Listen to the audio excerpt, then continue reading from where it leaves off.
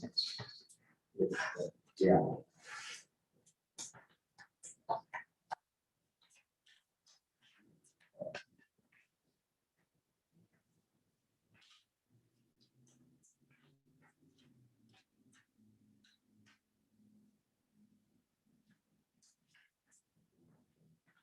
It's 6 o'clock. We'll go ahead and call the meeting to order. First item will be roll call. Brown, Here. Hawk, Here. Gray, Present. Gerke, Here. David, Here. Nail. Here. Tonight will be a motion to approve the agenda with the exception of the EMT Paramedic Program. We'll have information about that at our next meeting. So all in favor, say aye. Aye. All opposed, same sign. Has everyone had a chance to look over the minutes from the previous meeting? With no additions or corrections, they'll stand approved as presented. We have no visitors this evening. Public comment, there was one sent in. Katie's going to read that voice report. This was from John Meehan. Dear PCAD Board of Directors, it has been an honor to serve on the Pettis County Ambulance District Board. I sincerely appreciated the support of our great community. Although progress was made in several areas during my 3-year term, I remain concerned about community awareness of several major issues. The paramedics and EMTs who work for the district are dedicated and well trained. They are also well compensated and receive a very generous benefit package. The ambulances and the medical equipment on the ambulances are the best in the industry. Voters authorized a sales tax of up to 1/2 cent in 2012. The district began with 30 employees, 1 support vehicle, and 5 ambulances. Today, the district has 70 employees, 3 support vehicles, and 12 ambulances. In addition to that tremendous growth paid for by the taxpayers, a $1.2 million satellite to the facility was constructed on TT Highway. Additionally, over $2 million has been spent to operate the Windsor Ambulance District. Maybe the 1/2 cent sales tax was necessary to get the district started, but now that we are fully established, it's time to roll back the sales tax. Most concerning is the $2 million already spent to operate the Windsor Ambulance District. Plus, our district continues to spend hundreds of thousands of dollars annually to operate the Windsor Ambulance District. The Windsor Ambulance District has a very capable board and now has the funding available to run a quality ambulance district on their own. Our voters approved funding for the Pettis County Ambulance District to operate our district, not Windsor's. I believe voters expect PCAD funds to be spent in the Pettis County Ambulance District. Spending money outside our district could be considered a misappropriation of funds. Although this issue has been brought to the board several times, the board never had enough votes to sever our ties with the Windsor Ambulance District. In conclusion, I hope the board will take action to dissolve the relationship with the Windsor Ambulance District and roll back the sales tax. Thank you, John. Move on to the office. Were there any other? We'll move on to the officer's report, chief's report. All right, going back on page 3. Good evening, everyone. The call volume, I'll start there and go ahead and flip to the back for page 6. There's a couple things I did want to point out, though. It not only seems busy lately, so it proves it has been. So this July, was our 2nd highest transport and total call volume on record. And it was only eclipsed by just a few calls last October. So yeah, that's pretty significant. They have been quite busy lately.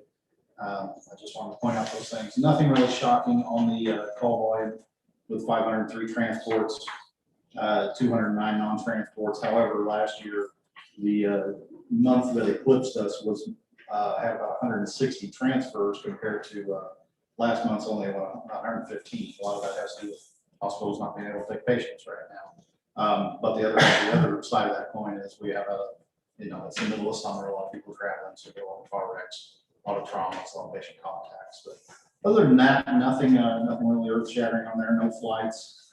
The status level 0 events were completely covered. We did not lose or have to mutual aid any call on Pettis County side or the Windsor side. However, Windsor did go status 0 14 times last month. Some of that's due to staffing, some of it's due to just a busy month down there. So about 100 calls, 99 actually in Windsor last month. So pretty much on the par there. Excuse me. And our year-to-date total being 4527 total. And I just want to remind everybody that when this district was formed, 2013, we were projected to run about 3,700 calls a year. We're going to eclipse 10,000 before we know what happens. So I thought that was kind of interesting that we're already there, not even counting any August calls. So, any questions on call volume? 42 of those patients in July, this is again just July, 42 of those, in fact, were COVID patient contacts. 20 of those were known, and the other 22 were either highly suspected or waiting test results. Most of them were highly suspected and ended up becoming COVID patients once we got the information back from Buffalo with the tests that they received once we got them up there. So a lot of COVID patients we're seeing right now. Standard operating guidelines and clinical protocols, we are of course updating continuously for the past 18 months, but now with the new Delta variant, we're updating our exposure control plan for the SOG book with some, better data, better evidence-based stuff than we started with, but no significant changes other than the fact that we're putting the signs back up in the buildings, not allowing anyone in the buildings who doesn't have business going on. Major equipment, we did pick up the 2 AV units from Columbia last week and began installing CAD and other equipment. I don't foresee any significant delays in getting those units fully operational. And if everything goes well, I'll try and have them over here for you guys to check out if anybody wants to next meeting. At least one's not two setting out here. No, one of the ones sitting out here is the one on gut deals, and the other one I'm not sure which one they over here. Yeah. If it's got the air conditioner kind of unit on the front, this is how I tell them apart in the distance. It's if it's got that external air conditioner unit, that is an AED unit. So the ones we're selling are supposed to be, should be both Osage units. They don't have that. It's all buried in the box somewhere. So that's just a quick way to tell them apart and stick them on the road. But we did pick them up, no issues. They drive nice. Everything's really nice in them. Before we're going to get in service real quick. Unit 6 is another thing I believe that's in Gov Deals agenda. We don't have any other major or minor projects, repairs pending on vehicle equipment. Vehicle mileage, I would draw your attention to the last 2 on there. Again, this is an agenda item, but those 2 high mileages, 2 out of those 3 high mileage units will be gone. Those mileages will go back into the green, thankfully. So after this month, we should have only 1 unit up in the red as far as mileage goes. So that will go on better. And which one are you targeting to retain? I'm sorry, Chief. Unit 1 right now. Okay. Yeah. But like I said, that's we'll give you a little more on Right. that deals part. I'm usually the one who gets ahead on my agenda, so I'm trying really hard on 2 tonight. Let's see. We've got an EMT that's still out on light duty. He is undergoing some physical therapy. We did have an ambulance slip off of those ramps in the side of those. There's 2 ramps in each of those westernmost bays, and if they come at them at just a certain angle, the wheel can slip off, or the wheel did slip off and smacked into the railing of the door. So luckily they had a piece of the railing over there, but it did do a little bit of minor damage to the unit. No cause for alarm. We actually had busted one of the lights. We had a spare one laying around, so it didn't cost any money to fix that. And just a repair bill for the door once again. And it's just we did something to mitigate it that will hopefully prevent this from happening as much. I can't say ever, but those 2 doors don't really align with the bay. So anytime those big trucks got to get out of there, they can't hit that door at just a perfect 90-degree angle. So what's happening is they're rocking and smacking the side of that door. It's just, they're too narrow and we don't have a straight shot. That's why it's nice to have individual, or if you're lucky to drive through bays. So again, that's been fixed. Building and grounds, no issues to report. I said we're looking at repainting several interior walls. Our maintenance guy got got a fire lit under him, and he just went out and did it. So we've got some nice new paint up there at Station 2 where it was starting to crack and get kind of scuffed up from wall furniture. He came in and did that and had it done in no time at all. We did all that work in-house, so it just cost us the paint pretty much. Utility or neighborhood issues, I do have a problem with our water lines still. I've got to reach out to the city this week and see what's going on as far as why that hasn't been repaired yet. Our potable water line comes off between our sprinkler system and the sprinklers on the main pipe. So I don't think it's going to cause any issues if we needed it for the sprinkler system to function, but in order for that whole system to pass, our drinking water needs to come off the main for that. Because essentially that water just sits up there in those pipes that could possibly seep into this. So I don't know if they'll have any issues getting that fixed through the city. If there are any, I've got some other options as far as going to DNR and getting things tested. Hopefully it doesn't have to come to that to get under and fixed, but that's a problem because we haven't passed our fire inspection because of that item. So. But, excuse me, Chief, again, Yes, sir. if you test it once, I mean, that doesn't prove that infection or bacteria will still get in that water because of the way it's configured. Is that correct? That's absolutely correct. It's like a COVID test. You know, you didn't have COVID when you know you didn't have COVID when you got the test, and that's it. So we have done a couple biological tests on it, just the over-the-counter stuff you buy at Menards. I haven't done any of the heavy metal testing or anything like that. And so far, so good on them, but I really I don't know, needs to be fixed. some of us are aware of the seriousness of the issue. If they fix it, they're gonna have to tear out a major part of inside of our building, because our main water line pump is inside the building, our water meter's inside the building. The water we're using is off the sprinkler system, which he's speaking of. Because of that problem got clogged up, our main line. So to resolve it, they go on a different route, and we need to get that corrected. Yeah, there's normally we have them checked out every year. That normally what keeps them compartmentalized is the backflow prevention system, but it's all right there in one spot on the sprinkler side of things. So theoretically, if we use too much water, it could set off the fire alarm. We haven't done that yet, but it could, or it could weaken the effect. Is that just drinking water? Yeah. Drink, so. Drink, shower, everything. All our whole water supply. But for drinking water, we could do a Culligan type thing. And we do have a Culligan system over there. Yeah. And I don't know, like I said, at the end of the day, what can get through that, what can't. But it's just a matter of fact of us not being able to pass that fire inspection. I mean, you have to bottle water. No, we have they just continually filter it. They come in and change filters and stuff. And then we've got a softener in the system as well, so it's drinking shower water and such. Yeah. So the biggest concern is the fire inspection. Yeah. And like I said, just not knowing how long that water sits up there. Well, it has to be fixed. So hopefully I'll have some news on that for the next board meeting.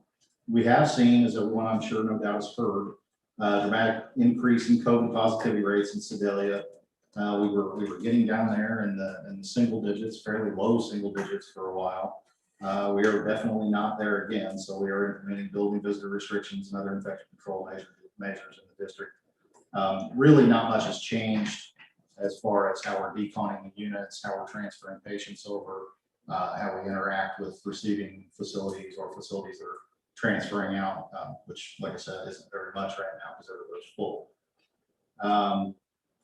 Computer and telephone systems, we are having to upgrade some RAM. That's the temporary kind of random access temp memory to a couple computers to improve their performance. Our security software, every time it gets updated, they just eat up more and more of the processing power and more memory of the computer. So hopefully this upgrade will stretch them out a little beyond where we would normally be in replacement. So I think I don't know if Ryan's done that yet or is working on that, but that's just a couple computers and saving too. So just the cost of the RAM is all we're paying for there, which is under $100. No updates or issues with our computer software or virus protection. We have been doing quite a bit of community relations stuff. A lot of it's centered around AED, and a lot of it's centered around back to school training. So we were contacted by Smith and Schools.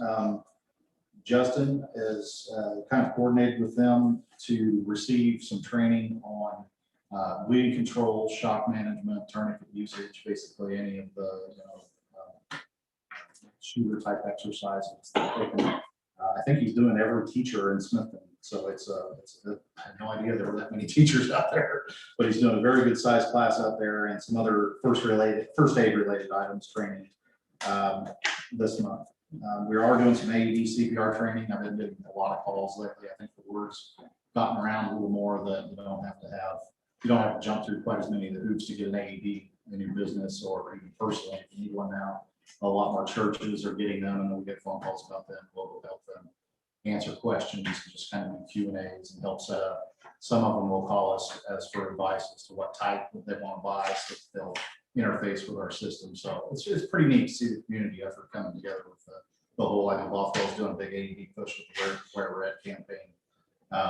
It's been pretty neat. So there's a lot of Aeds floating around up there. So probably the hardest thing now, the hardest thing used to be keeping everybody trained on them. Now it's just keep track of them. So, let's see. We did do a standby. We didn't charge for that as it was a charity event for the Dittsfield fundraiser at the fairgrounds. That went without incident. There was, I think, one wreck out there, no transports, nothing major at all. So as far as I know, that went well. I don't know about how much money was raised, but it was nice to be out there and check out some races. So media relations, we did put a Facebook post out, basically, and Mr. Nail had mentioned once about to me, I don't know if it was in a meeting or not, but it mentioned about having some testimonial type stories available for the public as far as our interaction with the communities. HIPAA is always a concern, so I can't just go out and ask people, hey, do you mind if we share the worst day of your life with everybody? But we still put it out there, and I'm going to keep pushing for it on Facebook for people to maybe, and other media outlets, other social media platforms, for us to get some people to share their stories, share their experiences at PCAD. So hopefully I can get some in, maybe if not some stories, maybe even some testimonials. And I am planning on bringing our board that we get all kinds of thank you letters and attaboy letters. It's over there where the crews can enjoy it, but since we do come over here and train, I think I'm going to move it all over here and put it where the coat anchor is, so you guys can also kind of see what we get on pretty much a daily basis from I want to ask customers and citizens. if I don't mind. Sure. When I was with the hospital board, very often the CEO would read things that were submitted to Buffalo. Did he see any information from those folks about HIPAA? I forget how that was handled. I think they would ask them if they were permitted to read to the board. I think, Yeah. Generally, that's where we've got. If somebody's taken the time to write a letter, I have no problem about that. As far as just reaching out to anybody, it's because there is a lot of them over there, and it's very hard to read. Yeah. EMS by its very nature is kind of a short-term relationship with patients. We just see them at the very beginning of things. And sometimes there's a whole lot of links in that chain, all the way from first responders to rehab, discharge, and home health. There's just a lot of links in the healthcare chain. And we're just this tiny little slice of it. So we do a much better job getting follow-ups than we used to back in the decades ago. People are really good about sharing whatever we possibly can, but unless it's related to treatment, payment, or operations, it's really hard to share anything as far as protecting.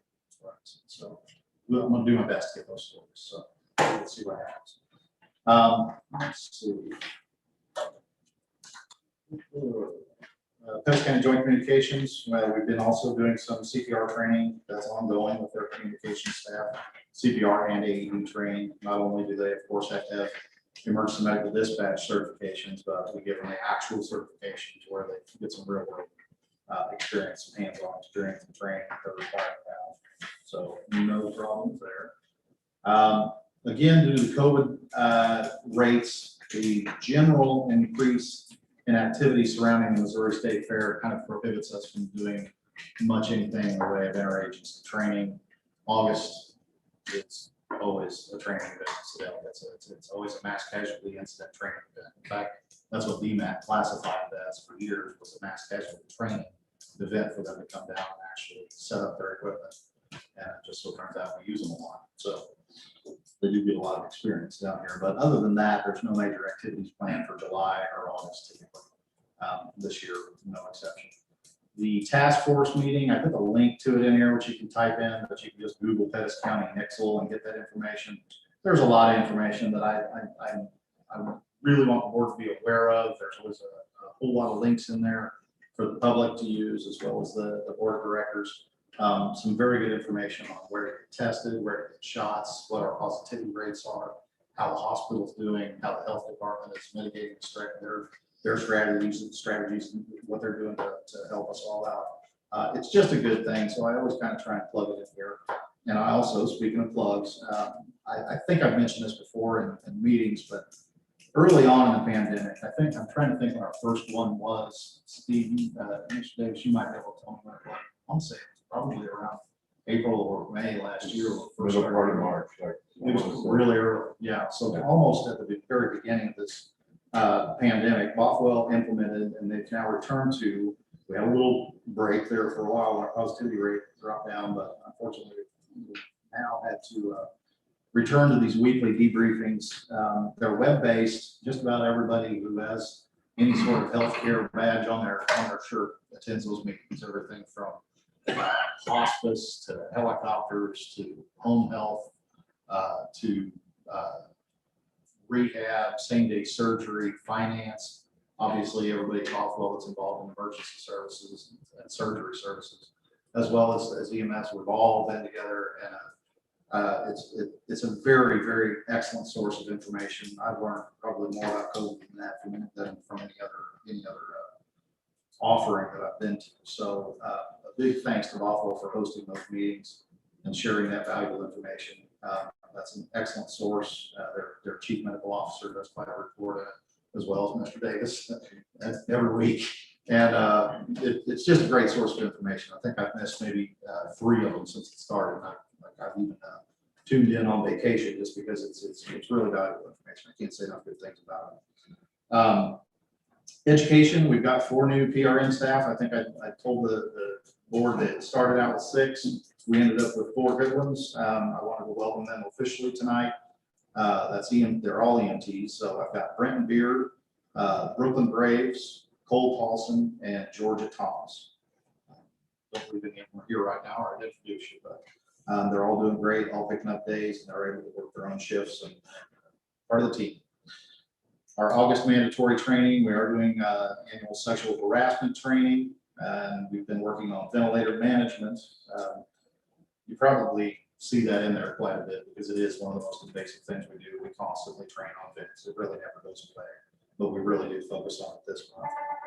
Other than that, the other training we've done, as I mentioned, both was Smith and Schools. We don't have any new contracts or big purchases.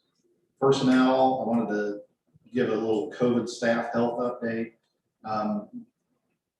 I would still like a better, I really try and encourage the employees to get vaccinated. We're not great. We're about where the rest of Pettis County is, around 35%. I've had since July 1st up until now, I've had 5 out with COVID. Not having a vaccine is definitely a common denominator. What's different about this time is between the beginning of the pandemic and late November of last year, I only had about 9 staff members out. Since July 1st, I've already had 5. So it is definitely in the theme of younger, quicker, and sicker. Quicker onset, it's affecting our younger population, and they're definitely getting sicker. If you look at that Excel, the news out of Bothwell is not great. The ICU was pretty well stacked full last time I heard. So, don't really have anything else for consideration by the board. Nothing from FMLA, local 5229 doesn't have anything right now. Other than, like I said, we're redoing some SOGs for our infection control that they will, of course, look over. That is all I have for this part of the meeting. Yes. Chief, Yes. on the public relations, the Smithton Schools, as a former educator and as a principal of the school, that would have been of an interest to me. Yeah. So I would encourage PCAD to maybe develop something that they could share with some of the schools throughout the year at different times. Can't do them all just before school starts. It's No.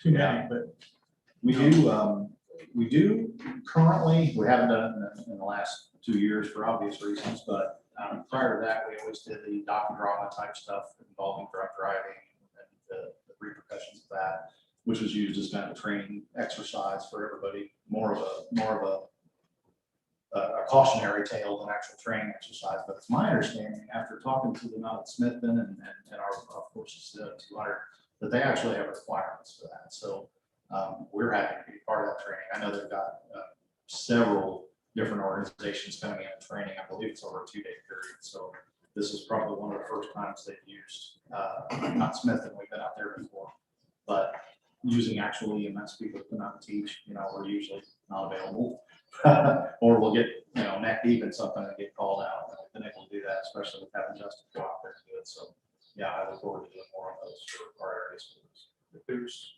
kids that fall on the playground, they get cut, they, those type of things, and teachers don't always know, best way to take care of it. Correct. How do you then know when it's proper time to call, ambulance, what are the signs, eyes dilated, whatever, That's shock, the those type of other things. in the first aid part of it. Portion. A normal first aid class for the public is a full day class. A lot of stuff from snake bites to environmental Yeah, see, emergencies. that's not a big Yeah. deal. And Yeah. we were required CPR classes, I think that was every other year. Yeah. And that was up to the teachers to enroll in one. The Bothwell would have a class or whatever. But this is, everyday stuff that could happen. Yeah. It wouldn't, not a big long project or program, but just the cuts and scrapes and what to do. That's the best way to handle those. Yeah, the actual push for sepsis prevention and recognition came from a child scraping their knee and dying of sepsis within 24 hours. Right? So, yeah, all that stuff's very important. I agree. Further, any other questions for Eric? I will say that before, they come to the medical explorers program at the hospital, while we would have students there. Mhm. So, and that was, the kids loved it. Yeah. Oh, yeah. That was like fire trucks and all that stuff. Thank you. We'll move on to the CFO report. Good evening. Just not much of an update, but a little bit of an update on the audit. She sent me an email yesterday saying that the work papers have been assigned to our management department for review. So I still don't have an ETA on. And, I was emailing her once a week checking. So this week she just emailed me to let me know where she was. So my report was on page 8. The financials. January through June. So this first one is the budget performance, the summary. I did this a little bit different this time. I put the year-to-date budget in there and where we are as far as year-to-date budget percentages, and we're over budget year-to-date or under budget. And then the annual budget is still listed there. Operating revenue for year-to-date at a little over 4 million, and that's 110% of the budget at that point. Building maintenance is a little over budget right now. We've done a couple different projects that weren't contemplated when we did the budget process.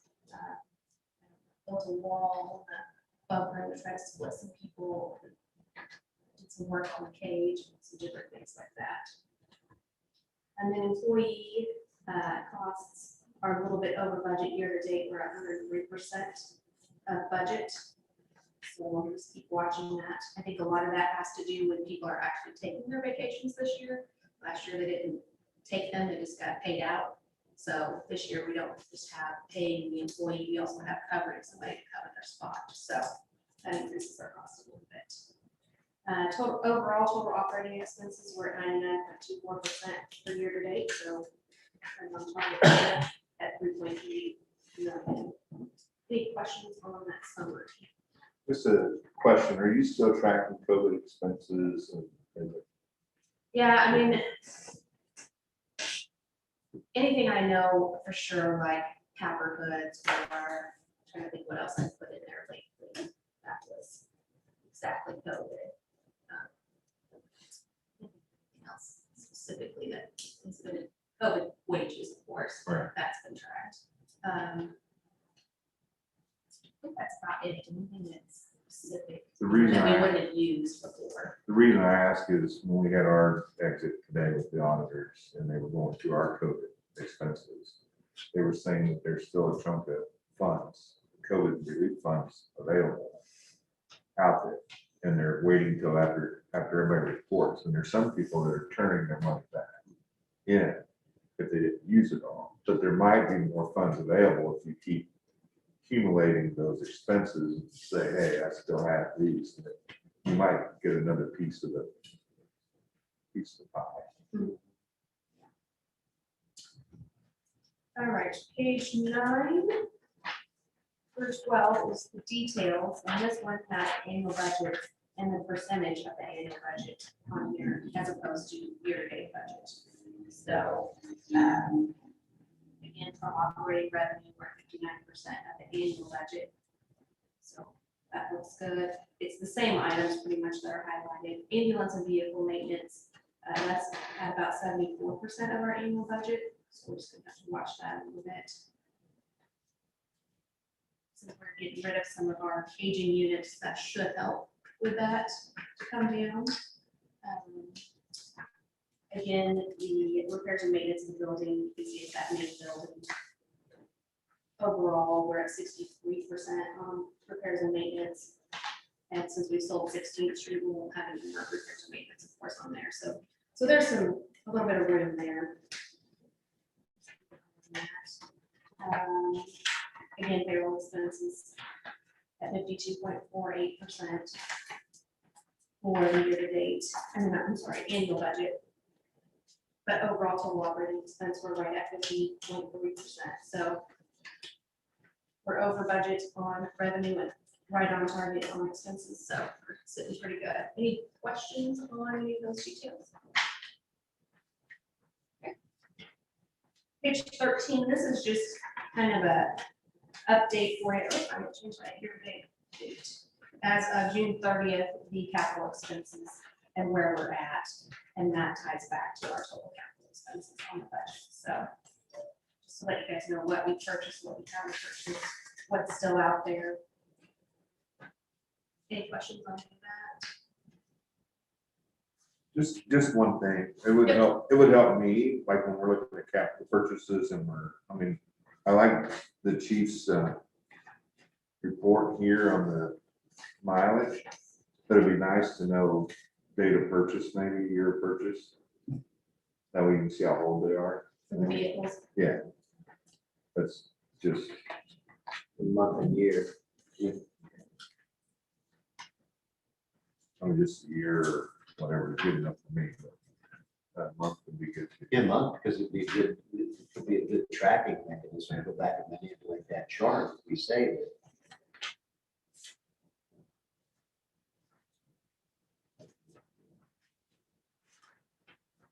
Page 14 is the balance sheet as of June 30th, 2021, and June 30th, 2020. Any questions on any of that?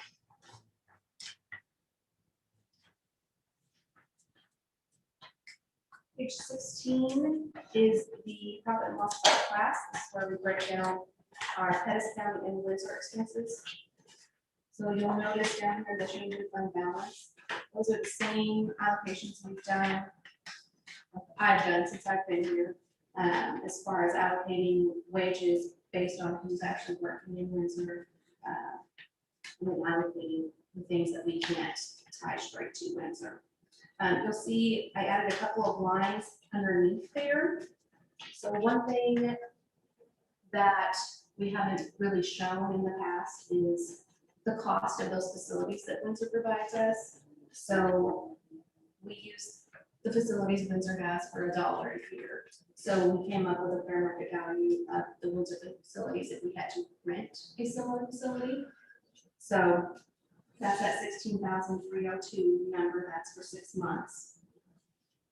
And then I also did some calculations and figured out, if you flip the page 17, how many calls were for Pettis County residents, or, yeah, it was Pettis County residents versus outside of Pettis County that are ran in Windsor.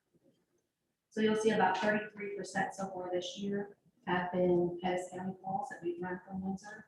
And then previous years, 38%, 37%, and then 26%, 2018. So I also went ahead while I was doing that and pulled Pettis County, non-Pettis County residents.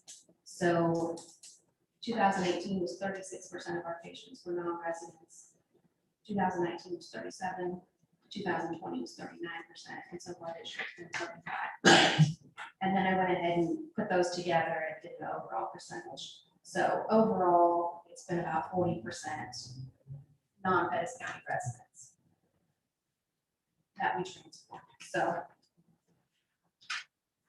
in keeping that in mind, we did a calculation to move the revenue from those Pettis County patients from Windsor back to Pettis, and then the cost of those calls from Windsor back to Pettis. So when we do that, the year-to-date allocation changes, and it makes it a little bit more fair as far as that we're running those calls from Windsor that are Pettis County calls. So for year-to-date June 30th, so Pettis County is at 323,691, and then that puts Windsor at 88,548 fund balance. So any questions on that? There's a lot of information there. I did put on page 18 is kind of the details of how I came about that, the total Windsor call volume, Windsor transports, Pettis calls ran from Windsor for each year. And then I also did the same thought process on all of the years that we broke that out to kind of show the same thing for 2018, 2019, 2020, year to date, 2021. Did you just multiply the expenses and the revenue by the percentage it runs through? Yeah. I mean, I didn't go call by call by call. to Right, figure no, I out know, all these numbers. no. But yeah, I just took the percentage times the revenue, percentage times. the expenses. And then the other 2020, I'm assuming that includes COVID, where the loss was only, or we're actually, we're lost on. Windsor Yes. allocation would actually show the profit of 89 or 8,800. Yeah, and I did include that- that allocation. Okay. Actually, I only took service revenue. I didn't change anything on the allocation of COVID. So, I just took the service revenue. Okay. Any questions in any of that? So other than showing us the numbers, what is it saying? I mean, I can see the numbers, but what is the overall message here? So the overall message is for year-to-date of June of 2021, our net revenue basically is what that fund balance is 412,000. Of that, 88,000 is from Windsor and 323,000 is from Pettis. That bottom line there on page 16. And if you look at page 18, you can see it's really small. I apologize for the lot of information, but you can see how there's been quite a swing on that since the change, since Windsor went and got an additional tax amount and has paid us that additional amount, or 85% of that additional amount. You can see how it used to be, that change in fund balance used to be negative 276,000, and it's swung back to 88,000 positive so far this year. So.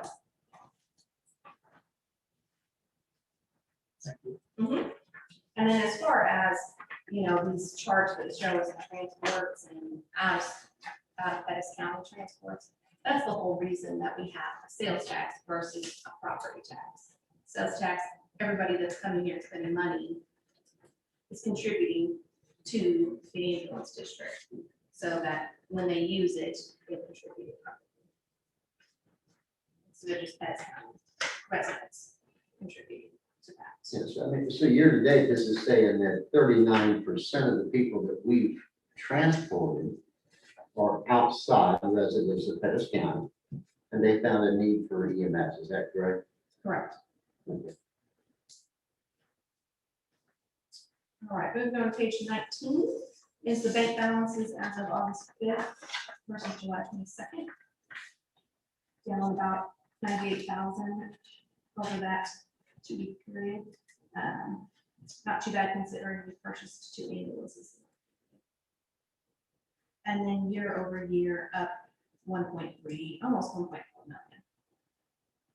Any questions on any of that? Page 20, the cash reserve analysis. We are just about even versus last meeting. It was 3.62 days. So pretty steady there. Any questions on any of that? Pages 21 and 22 are the check register. Do we have any questions on any of those transactions?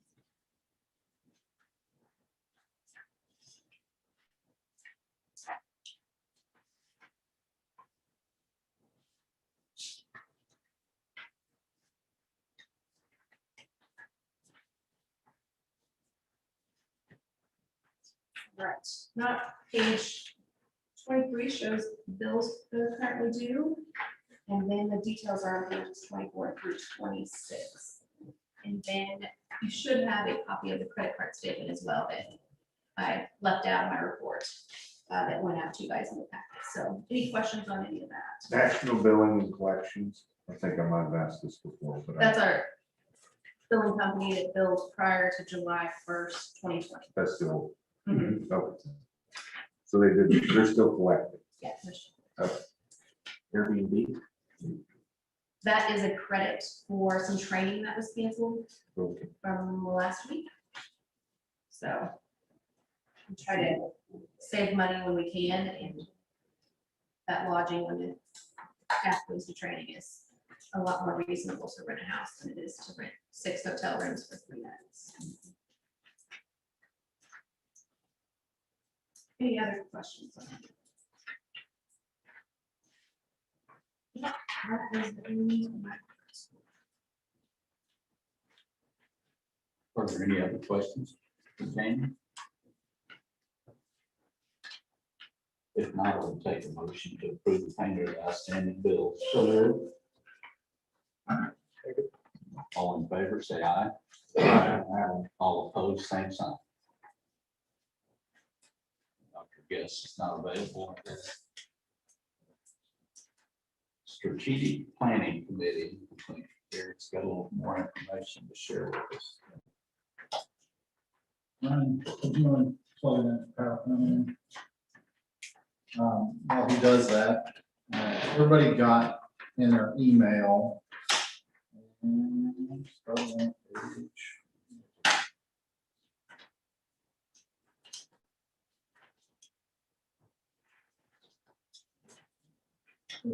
page 27 of the board.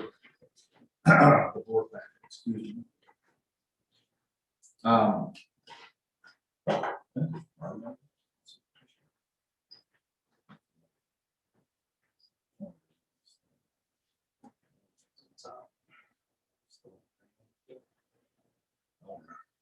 Okay, so finance, these things take a while to put together. This GIS mapping analysis is the product of what I've been telling the board about for probably months now, it seems. We took all the CAD data. Everybody has this report, so I'm not going to read it to you. There's a lot of information in there. What I did was I poured it into this PowerPoint to really narrow down and focus and kind of explain some of the stuff in that report that wasn't obvious and clear. So hopefully I answer your questions right now. As we go through this, if you have any questions, feel free to stop. I tried to think of everything you guys would ask based on this study. So what this did was it used all this computer modeling to plug in our current station locations, not necessarily proposed locations, but just the added benefit of having extra stations. That's one of the things I definitely wanted to point out. One of the assumptions that it made was this modeled travel speeds based on reasonable and prudent historical traffic. So Wednesdays at 5 o'clock, I don't know if that's reasonable or prudent for Sedalia, Missouri. It doesn't seem anywhere reasonable and prudent lately, but It's better than 5 and Fridays. yeah, definitely, especially if you're headed into town and back up to Warrensburg. So there are some assumptions that you have to make when doing this stuff. You know, you can't really, obviously, we have 10 days out of the year that completely wrecks our data. So actual response speeds may be lower. This probably sounds more like a disclaimer than anything. But that's just due to unpredictable impedances, all the normal stuff, work zones, weather, you know, whatever kind of traffic control devices doesn't really take those into account. So this is probably the most important thing when you're looking at any kind of response times map. Is an ambulance is like driving a refrigerator around. They are cumbersome. They don't handle well. You know, we do have lights and sirens on them to get traffic out of the way. But we are very limited on what we actually transport, lights and sirens. There's very little data to support even using them when you have a critically ill patient on the back because of a multitude of reasons, whether that's wake effect, which is just like what it sounds like. You get one emergency vehicle going through and then you get this chaos that follows behind it. And that's where the accidents, that's where the deaths and EMS and fire and law enforcement come from. People have focused their attention on that one screaming vehicle at the beginning of the parade. So there's a lot of things that could negatively affect our response times. Like I said, more of a disclaimer, but you need to know that we're not speedy. We're not agile, I should say, would be a better word. They don't handle well. This italicized statement you'll read throughout this report, and I think it's probably the most important statement in the report. It always assumes that we have ambulances available. The other thing that you will notice in this report, or may have noticed in this report, is that each time they talk about putting an additional station on, they arbitrarily put new crews on top of that. I want to make very clear to the board and everybody else who's listening that the purpose of this study was simply to investigate ways to improve response times. It's not to have additional crews. It's a geographic advantage that we're looking for here. That is all. It doesn't make any difference if you go back to the first statement in italics. So all it is based on is whether units available. If there's no units available, it's going to be pretty clear it's time to put the crews on. So for the record, though, I don't think we're there. Maybe a year or two down the road, we probably will be if call volume and Sedalia continues to expand in the way that it has lately. You'll also see this little guy referenced here. This is one little snippet of the National Fire Protection Association Standard 1710. In a nutshell, like I said, there's a lot of information on this little chart. This is not in your packets. What this essentially says is what this 1710 does is it determines a lot of things, but what we're looking at here today is where you can be and how quickly you can get there. The national standard on everything, the worst of the worst, is you always need to be at a call in less than 10 minutes. And I can boil that down to our most, one of our echo responses, which is our highest level of response, is a cardiac arrest. And in cardiac arrest, every minute is a 10% chance of survival that takes off that clock. So if it takes you 10 minutes to get to a cardiac arrest that hasn't been getting CPR, there is a 0% chance of survival. So that is one of the multitude of things that 1710 is built off of. It's basically a best practices as far as staffing and apparatus. That's fire, EMS, basically in a nutshell there. So what this all boils down to is KPI, key performance indicators for EMS. We're looking at a minute to get out the door, 8 minutes of travel time for a total of a 9-minute response time. That is absolute maximum you want. Anything beyond that, you're taking your outcomes are not as good. You're not going to say this one. It's just statistics. It's just numbers. But the real goal that you want to have is under 10 minutes. Obviously, the lower that number, the more optimal it is. But really, it gets harder when you get in a sparse county or out in the rural areas. It's pretty tough. So that's what these maps will show here. The any questions on that as far as the KPI? Everybody kind of gets that concept. That's kind of an overriding overarching theme of this whole thing. She wants to be able to get there in that amount of time. This article was recently in the paper. There was a couple of quotes in there that I found quite important. Sedalia has not released their plan. It will be released the 11th of August, which is tomorrow. Yeah. So this week, City of Sedalia will release that comprehensive plan, and that's their roadmap. That's basically their strategic planning for next year, the year after that, 20 years down the road. And what they see is looking out to the southwest. That's kind of what I think I reported to the board last time, the strategic planning committee reported. So it's kind of in line with that, regardless, again, of where they say those hypothetical stations are on that map. We're looking at spreading out our response times. So that's the way the residential growth is growing, a little bit to the north, but mostly to the southwest. So definitely want to keep your eye out for that plan. I'm going to investigate it as soon as it comes out. I did want to give a little primer on district and county boundaries, because there's probably, this is one of the hardest things for us to do. Even though our county is pretty easy to draw, but the maps are not. When you start stitching things together, it gets complicated. So I put in some boundaries here so you guys can see. These again are not in the packet that you have. I just put these up for visual reference. This is the southern border of Pettis County. As you can see, it goes right down into Windsor, a little bit south of 52, and then rides 52 the rest of the way over to 65 area there. So currently we cover pretty much all of that, except for some slices that Cole Camp and Warsaw Lincoln covers in that region. Yes, this is a crayon map. We've had to stitch together 4 different counties and ambulance districts. It's just trying to find that information out there and stitch it all together is next to impossible. So we found the best way to do it.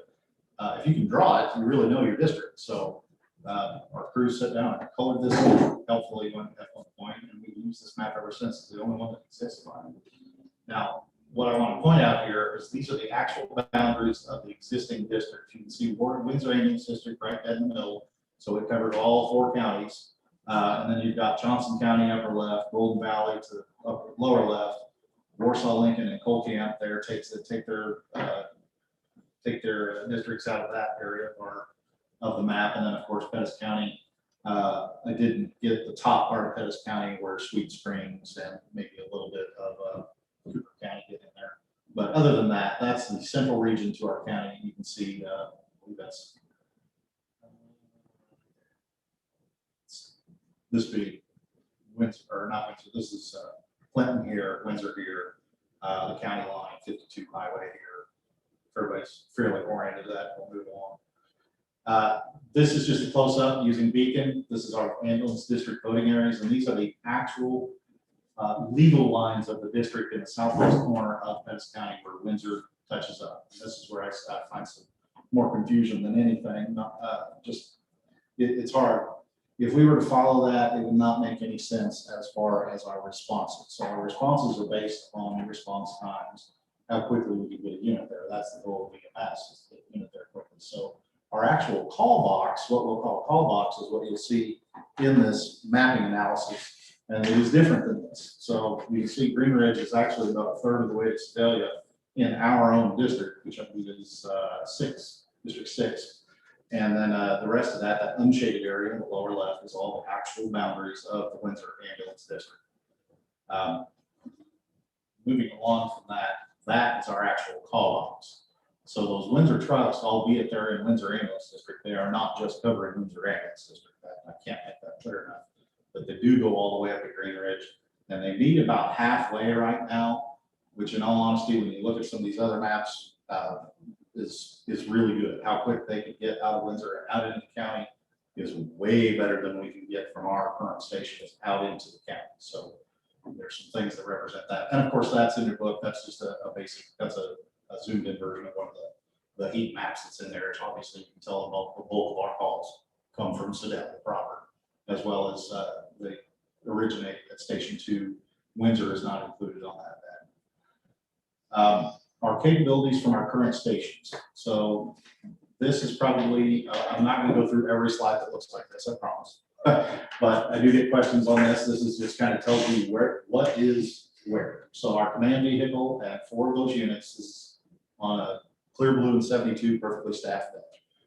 four medic units, ALS medic units, and one command unit are across the street. 2 are out at TT, which is Station 2, and then 2 are in Windsor, which is Station 5. That is 3 and 4 kind of placeholders there for our Pettis County station numbers.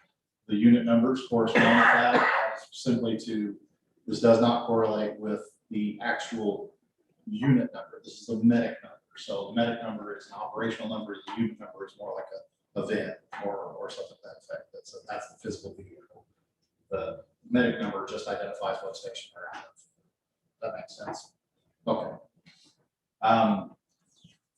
Like I said, I found it pretty interesting. Station 5 being located, although it's located in Henry County, it's not very far into Henry County. The county line is, as everyone saw, right there in the 4 corners.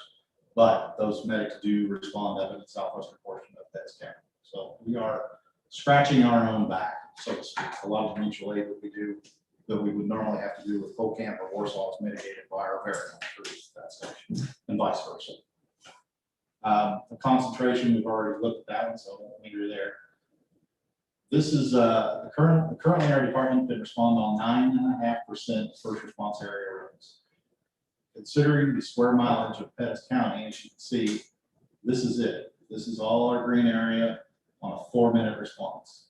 That's everywhere we can be within 4 minutes. As you can see, and I'll zoom in on this map here in a second. That's not very much. Now, obviously, that's the bulk of our calls, but it doesn't get us out into the county very far. So that's a 4-minute response with 1 station. Here is a zoomed in version of that. As you can see, we kind of can get in and out pretty easily out of Station 2, since it's a rural station. That gives us a little wingspan there, if you will. But Sedalia, we still haven't breached the city limits in 4 minutes. Sometimes you can't get out of downtown in 4 minutes, so no surprises there. They expanded this out. Their software expanded it out to an 8-minute response coverage, and this is with our existing stations. Again, this is Station 1, Station 2, and Station 5. It looks a little better. I found this really interesting to see how far Windsor can get up here, and we're still not even out in the southwestern city limits. So when our strategic planning committee talks about the need for it out there, I think this is a perfect visual representation of that need. Again, reference that NFPA standard being everywhere within under 8 to 10 minutes. And then this gets us up to that 80%, that 8-minute thing gets us up to 30% of the first response area roads within 8 minutes.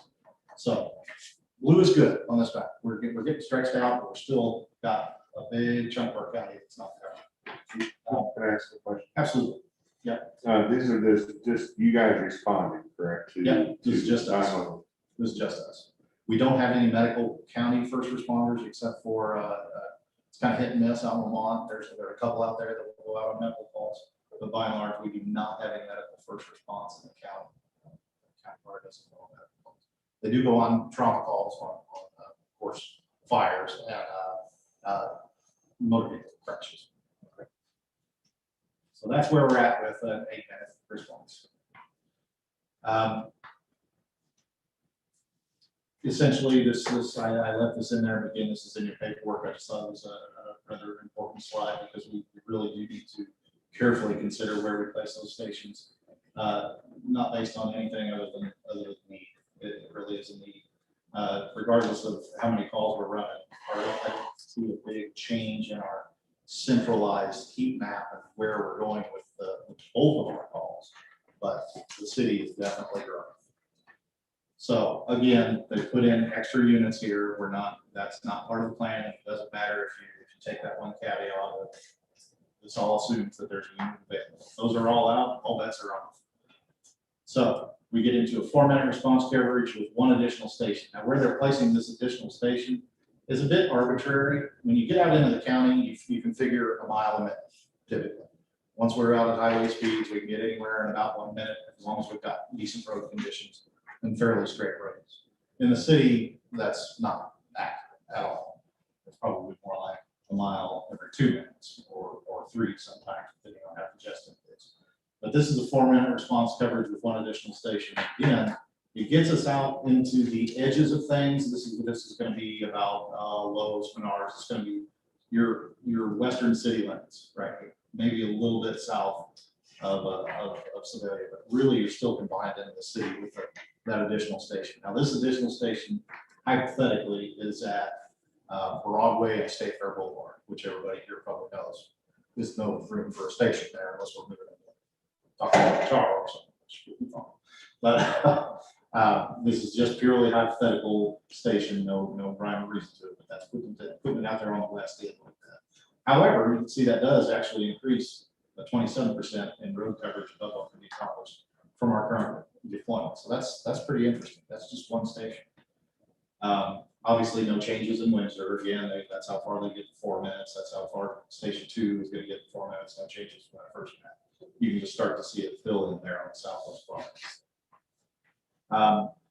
Our 8-minute response time really starts to look a lot better. We're really covering the mass population in Pettis County.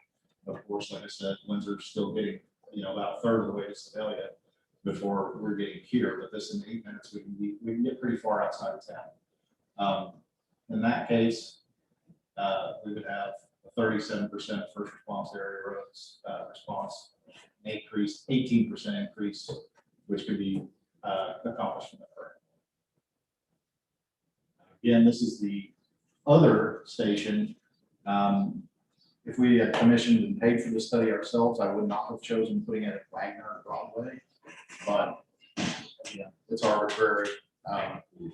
It is arbitrary. Basically, Where is Wagner? it's way over on the east side. So On the east side. yeah, it didn't make much sense to me as to why it's put there, but I think they were going off of those heat maps, and that's where it was. But if I personally commission this study, which hopefully we'll be able to do these pretty soon through Pettis County Communications, I would drag that mouse over to the southwest side of town.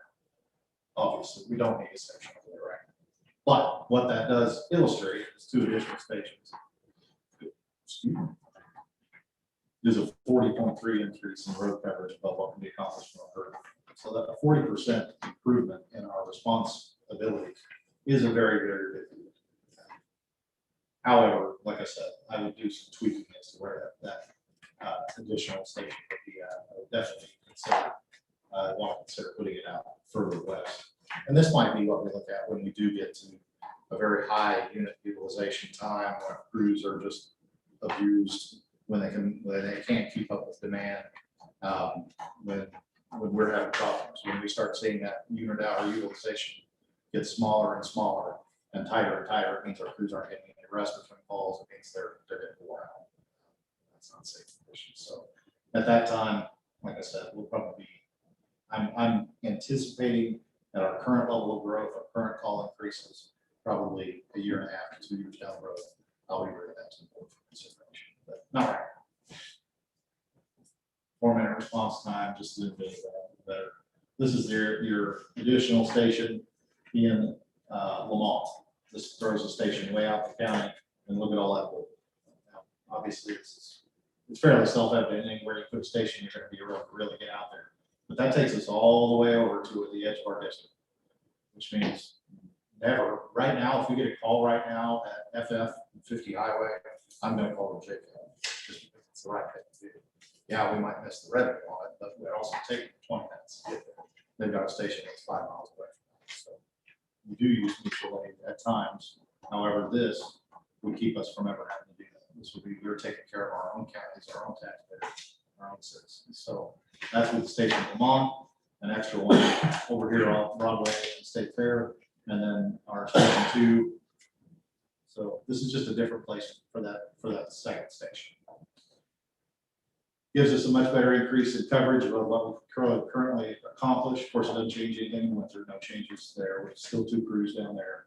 And these lines don't change, whether it's 1 crew or 6. So again, don't focus on that. That just zooms in so you can kind of see where everything's at down there. Really covers up the county. That is all the interpretation I can do on that map analysis. Like I said, there were some things I would probably change if I were paying for this study, but the IFF was kind enough to do this for free. So I'm not going to complain about that. They went awesome. They were able to extrapolate quite a bit from the data that we gave them. And that's what they came up with. Again, hopefully we'll be able to do reports in the future. So if we were to pick a location and put it out there that we're gonna get a location, we give them an address, they run it one more time for us, and we could. I don't see why they couldn't. I don't see why they couldn't. A lot of, I've been driving these routes for the past few months, just seeing how far things are. When somebody tells me a place is for sale or a lot's for sale, I'll go drive it. And I typically drive it out to the roundabout on 16. That's kind of my zero, that's my data one right there. Seems like everywhere I pick lately, it takes 5 minutes to get there. So you can consider anything we put on that side of town is going to save us, 5 to 10 minute response time. So, but yeah, you theoretically, from what I understand about these, you put it out on a map and it'll calculate where. So if we come up with an address, somebody says, hey, I want to give you this piece of property, you can name it after me, whatever happens, we should be able to plug that data in and probably even into this on study to get it back on program. Nice tool. I don't have the software. You play with that all day. Yeah. Are there any questions for Eric? Thank you for your attention. I know everybody loves power. No, this is really interesting. Yeah, I just want to express my appreciation to the union for working with behind this. It's a great tool. We'll move on to unfinished business, the gov deals business. Do you have any update on that as far as? The office printer should go down on Friday. Currently, there's no bids on it, and our ambulance unit 2, I think is done on August 25th. It's not having bids on it. I know we were talking about possibly putting in 6 stuff. The information I've got back on our motor problem on unit 2 is not promising. Essentially, what we've got is a blown motor with a hole in the piston. We would have to pay to get that motor fixed, and keep in mind, this unit has, I forget how many miles on it. 6 has the most of any of them, which is 213,000. We would have to pay all the labor up front, so there's a few $1,000s. The engine has to be sent back to Jasper, at which point they would make the determination whether they would cover it or not. At this point, because it's caused by a faulty spark plug, that's what it's been boiled down to. It's highly unlikely that they would cover it. It's possible, but it's also highly unlikely. And that entire time that we have to freight that thing up, send it back, wait for them to make a decision, we've got an ambulance sitting around doing that. What I would ask the board to consider is, instead of getting rid of 1 and 2, we get rid of 2 and 6. There's really minimal difference in the mileage. That would give us, unit 1 is doing okay. Right now, it's good enough for a backline truck and it's run. If we sit on 6, or if we choose to fix it, it could be months, and then the next thing, as you know, we'll start pouring money down that hole. I can't guarantee the transmission is going to go or not going to go out, or something else. It's going to be costly, and then we got just getting money for it. So I think the best move would be, the board actually voted to sell 1 and 2 at a prior meeting. I don't know if that could be amended or how the board would need to do that. But that would be my request to the board officially for the second. I'd like to make that motion at this time, Mr. Chairman, it would be appropriate. Okay. That if everybody here on the board would agree, I'd like us to take a vote on selling, not 1 and 2, but units 2 and 6, which are the higher mileage ones, and then 1 because it's going to be born this that one. So Do we have a second for that motion? I'll second. Is there any further discussion? I have a question on that. That was a rebuilt or a new motor. It was a replacement motor. Replacement. Yeah, at 18,000 miles. So we put spark plug in, new. I mean, why would we? I have the same concern. I don't know that anything, that the warranty reads that anything that is not in that engine that causes an issue is going to negate the warranty. So if you have a faulty injector, which is really exceedingly rare, that's what I actually thought it was at the beginning, from my experience. was maybe a split injector that burned the piston too long, or that ended up being a spark plug issue. But if it's not part of the physical motor, that's what they warrant. I disagree with it highly, and there's a possibility that they might even cover it, but it's gonna put us, you know, probably 6 months down the road. as far as So that. we're gonna sell a unit that has back motor. Yeah, just like I did And the last. get no money out of it. Well, the last one, when we sold 7, it had a blown motor in it, just like this, and it sold for 18,000. Did- Yeah.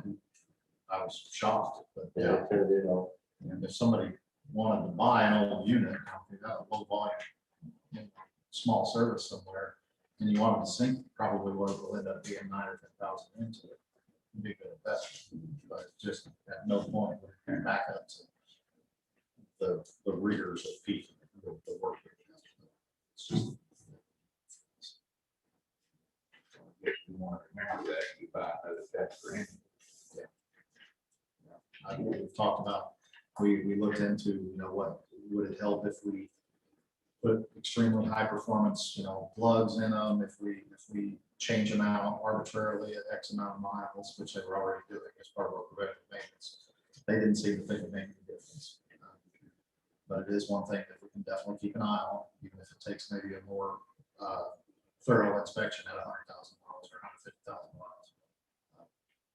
I'm not happy about it, but my concern is not so much that if they would replace it, but the time it would take to have it understands. Is there any further discussion or question? If not, all in favor, say aye. All opposed, same sign. Thank you, Joe. Windsor ambulance. Mr. Nail asked for that to be put on. Yes, and I appreciate that. Couple things have concerned me.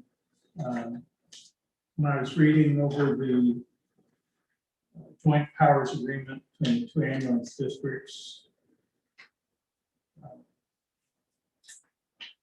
on the 8th whereas, which was page 2 of 7, it says, whereas section 190.109.4 of RSMO permits the legal temporary expansion of a licensed ambulance service area by contract with a political subdivision without Department of Health and Senior Services approval. It doesn't appear that this is a temporary arrangement that we have with them. And I'm concerned that we may be violating some kind of law or rule. And it looks like the Department of Health and Senior Services need to be involved to approve what we're doing. But I'm not, I'm just reading what it says, so I needed some clarification on that. And my other concern was where Windsor, if that colored in map of Windsor ambulance district, that's big. I mean, they're in 4 different counties. Yeah. And there's 2 ambulances that we have down there that are serving that whole area. Yeah. And they're over in a corner. I mean, there's talk about how many minutes it takes to get up to some of these places. That doesn't seem to be filling the bill for Windsor Ambulance District. And I know it's not our problem, it's theirs. But I was thinking, why couldn't we put a station, Green Ridge is in Windsor? No, it's in ours, okay. If we had a ambulance district or an ambulance station down around Windsor, could still service Windsor. Green Ridge could still service Windsor because it's not that far. And it would be in Pettis County. So the people that I know that are upset with us using Pettis County money to support another county would have much to say about it then. Because we would have to, by law, if I understand what I've learned over the last year, respond to any 911 calls that come out of Windsor, since there isn't going to be an ambulance there.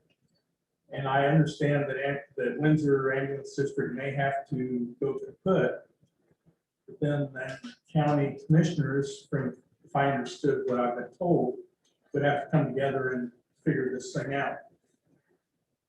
But it seems to me that we've got our necks stretched out, and we're close to not doing things that we should be doing with that.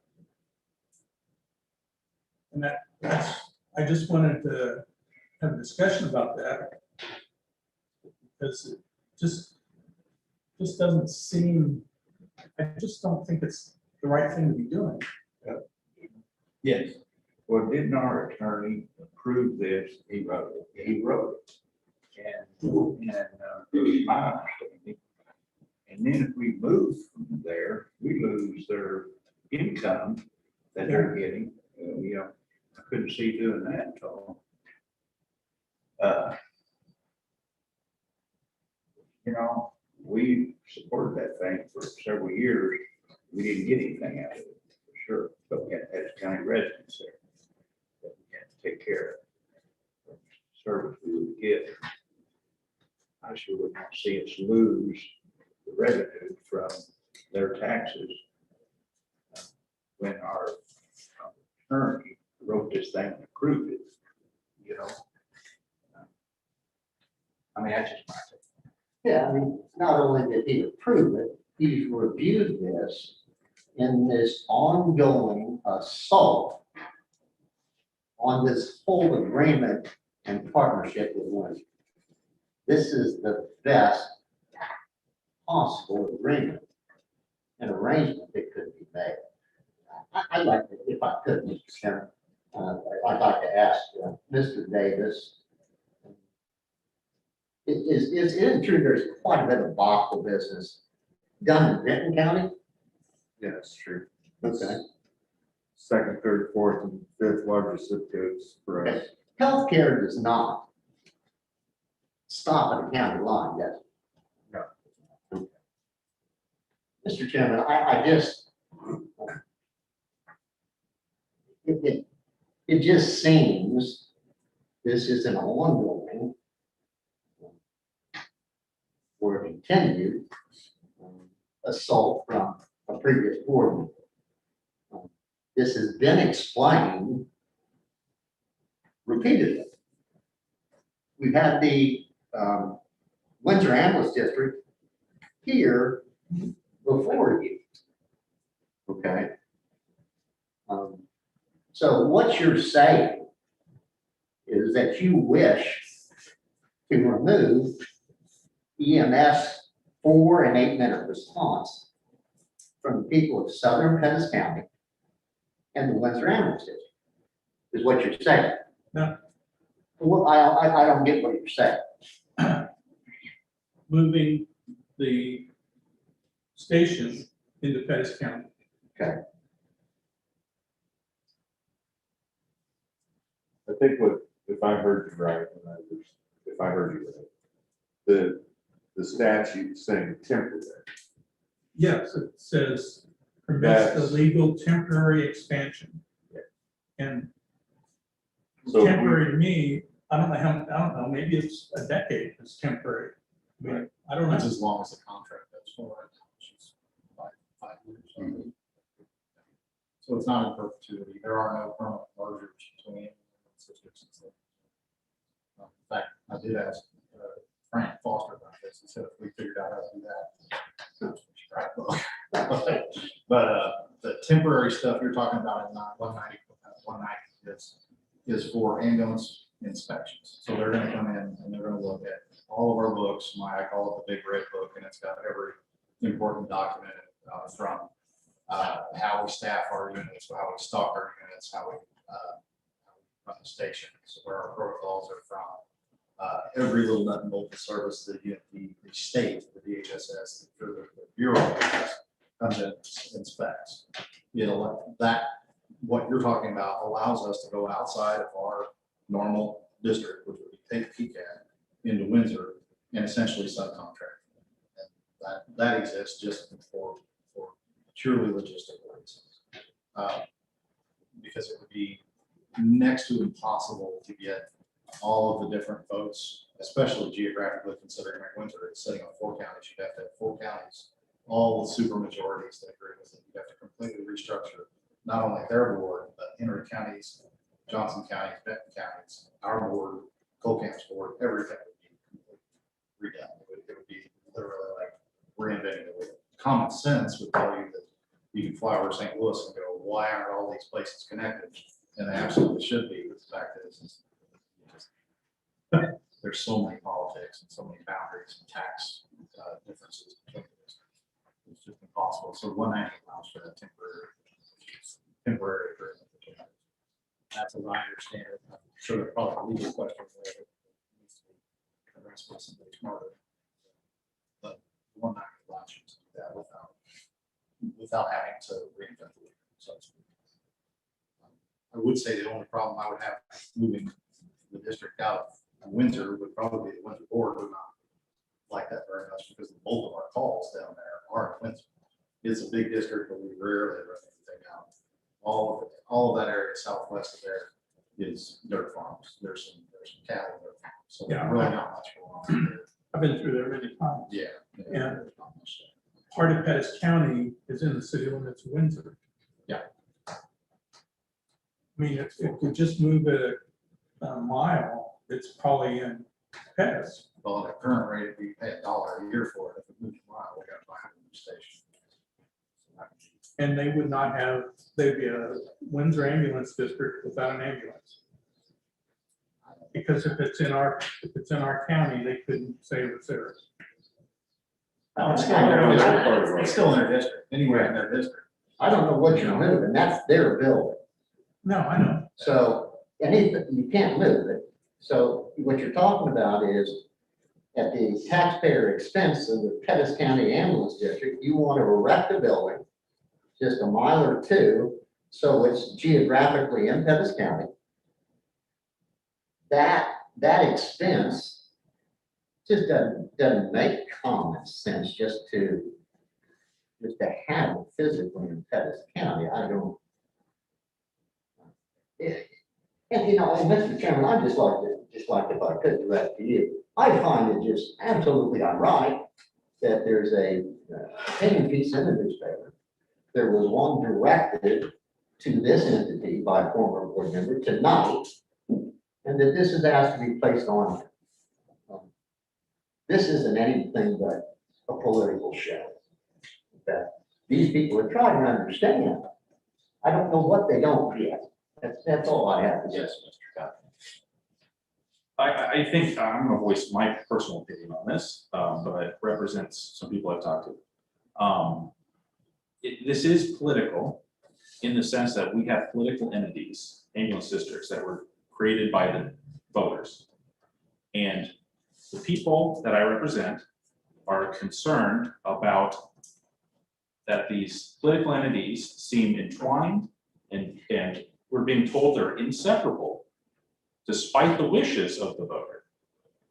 And I think while healthcare doesn't end at a border, the political entities voted on by the taxpayer do. And the issues that Windsor faces with their healthcare is something that needs to be addressed eventually by someone other than our district. And at the very least, there needs to be a long-term plan for how to disentangle these entities. And the answer that it's impossible is not an acceptable answer. Because that is presenting us with a Gordian knot that the only solution seemingly is to cut it, to sever it. And it doesn't seem like anyone really wants to do that because there's all these negative consequences from doing that. But in my opinion, if the answer is there is no way to do it, I see that as the only possible solution. And I am personally in favor of doing what is pertinent or what is necessary to do to make sure that people don't suffer from any decision that's made from doing that. But while simultaneously not ignoring the issue and maintaining this relationship into perpetuity. That's not what the voters, that's not what our district is. Our district is not the Windsor district plus our district, it's just our district. Any changes to that should be something the voters get to decide on, as opposed to just saying it's unsolvable and we're responsible for it forever. That is my. Is there any further discussion? Well, my opinion is this, and you know, yeah, if we were just to do something there and they would have status quo just as it's been going, then yeah, we have to do something different. But they came to us, was it last month? It all runs together. But last month, they had a plan in place where they were going to continue to shrink that loss down. It's not like the expense is going to go away. The expense is just going to move. You're going to, you know, you're not going to do away with 2 whole units because of the call. I think it's. So, you know, that goes away as they minimize this. I mean, when you look at the work that Jamie did here to allocate out to the people in the Windsor district, the Pettis County portion of that, those people vote to have a property tax and they also voted to have a sales tax. I don't know how it went here, but they have an additional property tax on their portion of that. So, you know, ideally, as you get that loss to go down to 0, it spreads out overhead, I mean, for the whole county. Because if you just move it all here, your call volume is going to go down and your expense is actually going to go up. And if you were to look at the total number of calls, probably for that eastern part over here, at TT, they are going to lose a lot more money than what Windsor is actually losing when you look at net. Now, again, covering the county, to me, I mean, that's the word temporary in the statute concerns me, and having clarification would be good, you know, because it does seem like it's not temporary. I mean, It seems explicitly not temporary. yeah. Well, the Now, fact. just because it is an annual renewal. It is a 5-year contract, that makes it temporary. If it was a 100-year contract, it would be different, but it is a 5-year contract. It has to be renewed. But, and I understand that the taxes are not, you know, going to be added again as we get to the end of the year. But when you look at here at page 18, and now there were some COVID funds included in here as well, provider relief fund. When you allocate out the cost and you put the cost to take care of the Pettis County residents down there, you know, last year was that, and you include the rent, the free rent, that they get what, $1 rent. You look at the cost and it's only $8,800. That's revenue, actually. That's net revenue. I'm sorry. That's in. And the loss was, yeah, that's profit. Yeah. Yeah, that's what I meant, I'm sorry. And the prior years is 234 and 276. When you put in the cost that takes care of those people in Pettis County, 5%. I mean, it's reasonable. And this is only going to get better as they increase their revenue. Now, I understand what you're saying is if you move it to Green Ridge for Pettis County people, you have that whole blue area covered. But The Windsor Ambulance District isn't just Windsor though. I mean, so there's all these other people. Do we have a responsibility, since we're running the Windsor Ambulance District, to take care of them as well? Does that mean that in the future, we're gonna need to be putting other ambulance stations in other parts of Windsor Ambulance District? I mean, I see it, when you get the 2 political entities entangled, it concerns me. Well, doesn't also Warsaw Lincoln serve part of the Windsor Ambulance District? yes, So Warsaw Lincoln Ambulance District, a tax entity in Benton County, gosh, it might also serve something outside of their county. No, no, they're not going, they're not dispatched to calls. No, That's not to say they wouldn't run, wouldn't they still, they respond to their portion of the county. but they don't have one truck in Lincoln. So they're responsible. I would just say, I'm not touching the political stuff, 10-foot pole, that's. But logistically, I can't see the point of moving a station further away from calls. I don't think that makes any sense. We don't run hardly any calls in Green Ridge, however, I do agree with the concept of having that more blue area. But if the bulk of our calls, it'd be like taking our headquarters and moving it outside of town. We're gonna spend more on gas. We're gonna increase response times, for critical injury calls. It's not logistically, not the politics, like I said, that's a whole other. It just really seems like the scope of this is really outside of what the board should be deciding. This really seems like something the taxpayers, if this is a permanent, again, it really explicitly sounds like this relationship is inseparable from either a legal standpoint or from a practical standpoint. It really seems like this is not something the board should be pushing into perpetuity. Like this is really, we're basically combining our ambulance district with a separate ambulance district under the guise of representing the taxpayers in this district. And that really seems outside of the scope, right? I understand all the other aspects of it, but really this seems outside of the scope of what even we should be deciding if this is a permanent thing, right? So I just, from that standpoint, I mean, we're representing people who I have lots of people talk to me about not wanting to continue this relationship. And the only answer I get from here is that there's no way we can end this relationship. And that just, it doesn't seem, that can't be true from a legal standpoint. It cannot be true. And from a practical standpoint, I mean, at some level, it's not our problem, right? Like I want to help the people in the Windsor district, but it's not our responsibility to figure out their ambulance district for them. And it shouldn't be, since we represent Pettis County Ambulance District. Did you have something to add, Andrew? Yeah, I think, everybody keeps mentioning taxpayers versus voters.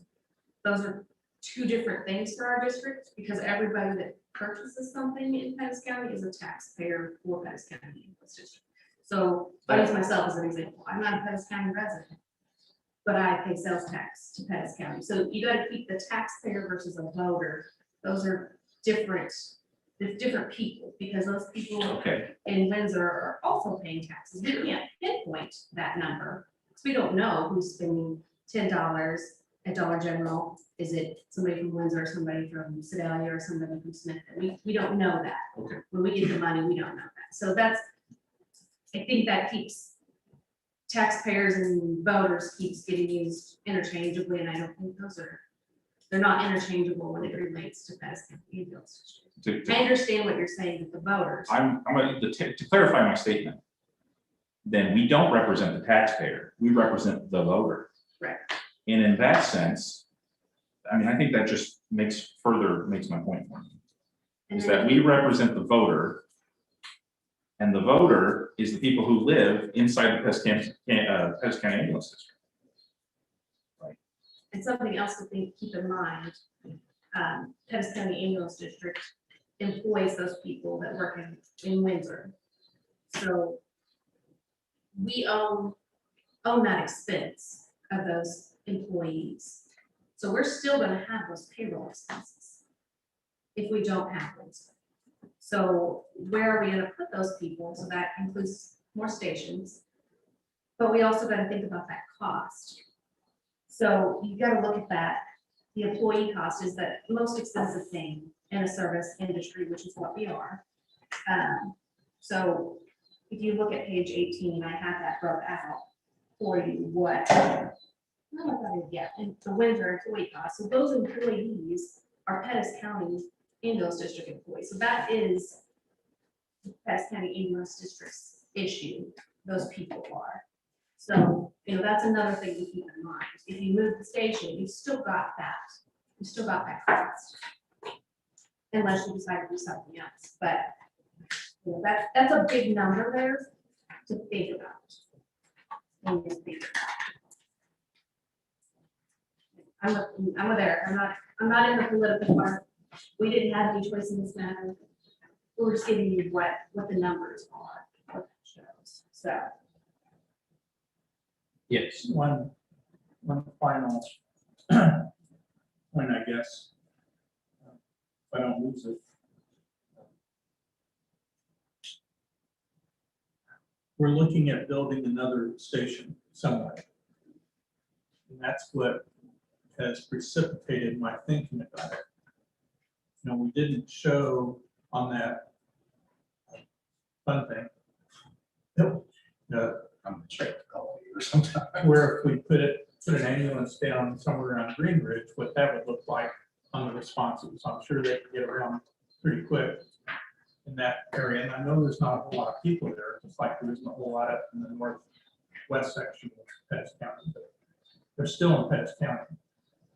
And I had asked for this to be on here before there was any editorial written or before anyone sent a letter to the board. It had nothing to do, no contact. I mean, this was just something that I was doing. It was not a conspiracy. So I just needed it. I need my head cleared and understanding what we were doing here. Which I think Eric mentioned before, if that new satellite station gets too far out, it's impossible to serve the people that we really need to serve. And Mr. Chairman, I just. The bulk of those are in. So we're defeating the purpose. And I just, Mr. Chairman, would like to remind myself that anytime there's an inquiry about something that I don't have accurate data about, it should be referred to the chief.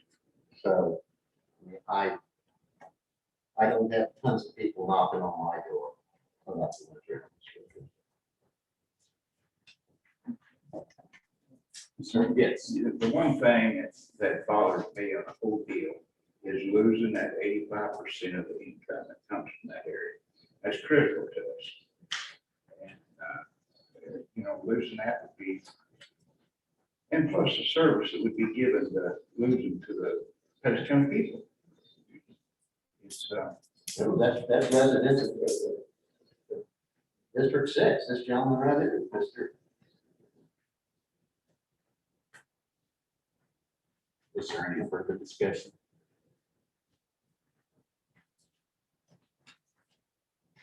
If not, we'll move on. We have no new business. Are there any announcements?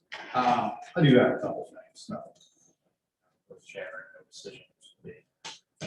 I did want to make sure that the board was aware of the upcoming board training possibilities. We emailed those out to get them. So I don't know that any of them have been canceled because of COVID. Or they're all taking place as planned. But like I said, I'll continue to email board information on those board trainings. There was a passage today of the Supreme Court passed the Medicaid Expansion Act. I can't make any guesses as to how that might affect our bottom line. But it is important as it puts more people on the rules of Medicaid, that we do that. A portion of our patients are on it. So that will probably give us a little bit of help. Definitely give Lawful or if Lawful also. That is retro back to July 1st. Yes. Yeah. So interesting development there. I have got some questions on the news about Parsons' deployment of strike teams through the Mid-America Regional Council. I have information on that. Essentially, this is to, if you hear about it in the news, the short version is to alleviate the stresses that are being put on ambulance districts and ambulance services throughout the state due to COVID, high acuity COVID transfers, and just COVID in general causing them a lot more grief. They went out to Springfield a couple of weeks ago. They've now been deployed across the state. Our local one is actually ran out of Amar and Independence if we need them. don't anticipate it's going to affect us much, but it is a big news item that if anybody calls and says, what about these ambulance strike teams? I want to know that information. So if we, for some reason, are ever overwhelmed, if there's a fire in Hoffman, for instance, whatever mass casualty incident we might see, that resource is available now in our area. It's not partially put out there. They are in until, I believe, the 2nd of September is the official expiration of that date, but they're around if we need them. So it's good to know. I don't intend on having to use them. Fair- Better to have them and not need Fair them. coming up. Need them and not have them. That's right.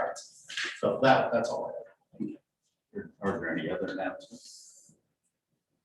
If not, I'll take a motion to adjourn the meeting. Second. All in favor, say aye. Aye.